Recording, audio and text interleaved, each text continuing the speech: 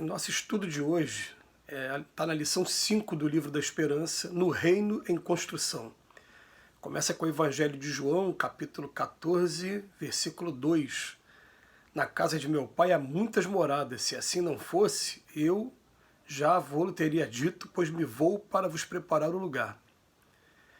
E tem um texto que está no Evangelho segundo o Espiritismo, capítulo 3, o texto 14. Entretanto, nem todos os espíritos que encarnam na Terra vão para aí em expiação.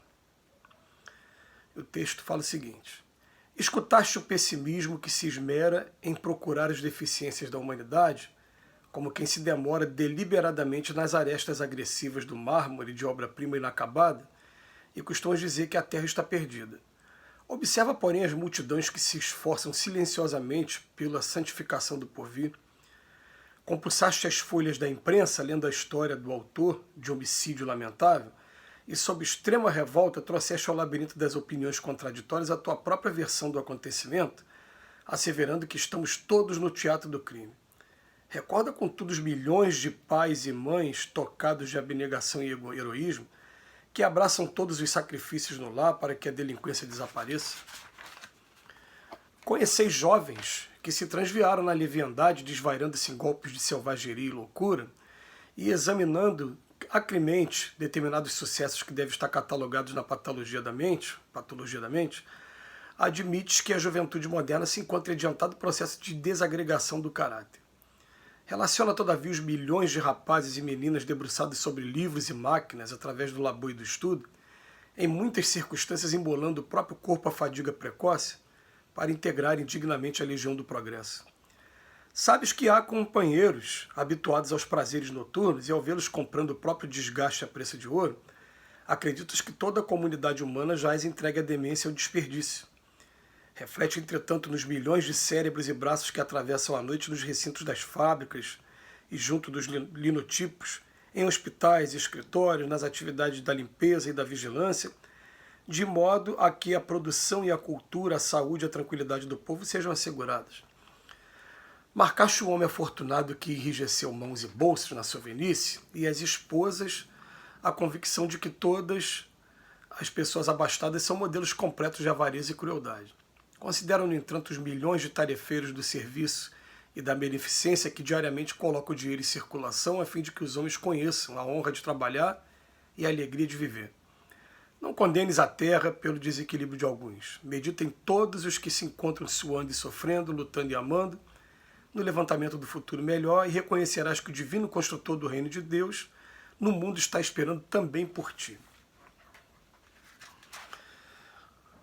A gente já ouve falar há muito tempo que os olhos veem também aquilo que o coração sente.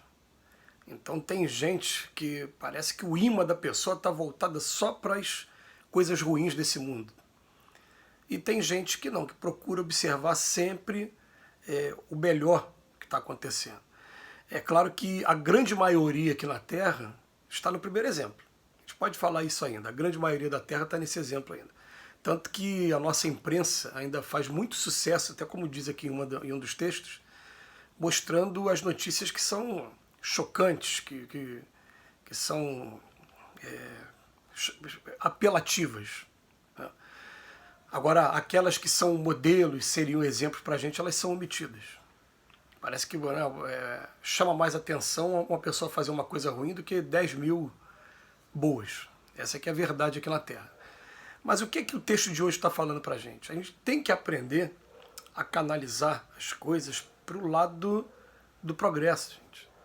Uma vez eu me lembro de Sai Baba, o indiano, antes de desencarnar, ele falava o seguinte: a Terra nunca esteve tão iluminada como está nesse momento em toda a sua história.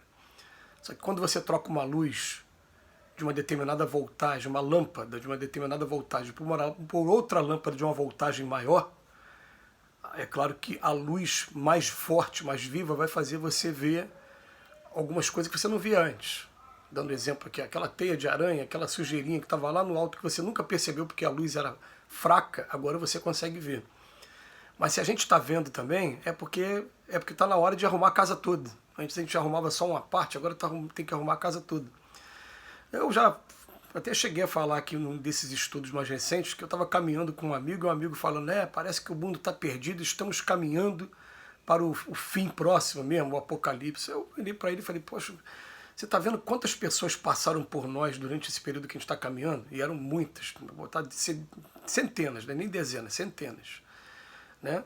E olha o que está acontecendo. Você pegou um exemplo para generalizar todo mundo, colocar todo mundo no mesmo pacote?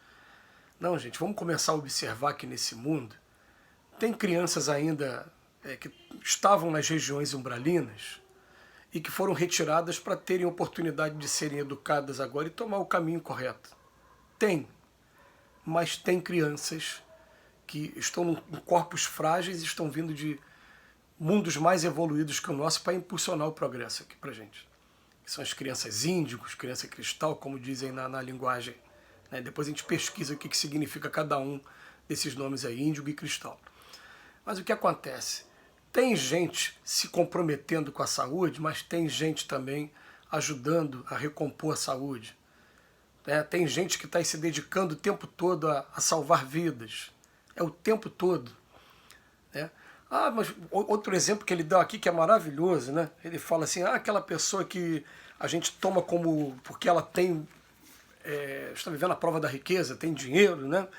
Fala, você acha que são modelos completos de avareza e crueldade. Não, tem amigos, tem pessoas que estão passando por esse tipo de prova e que estão distribuindo empregos, estão tendo um bom coração, estão trabalhando em obras sociais, estão investindo em trabalhos que são maravilhosos.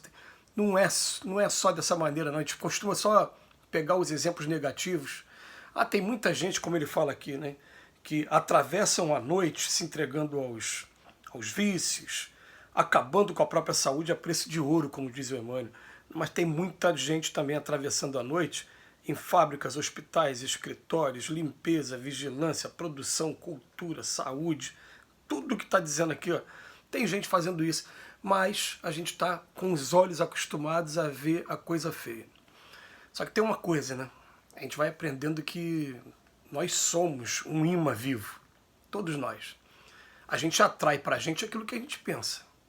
Então, se você começa a pensar coisas boas, você vai estar atraindo o tempo todo coisas boas para o seu lado. Se você começa a pensar em coisas ruins, não se surpreenda.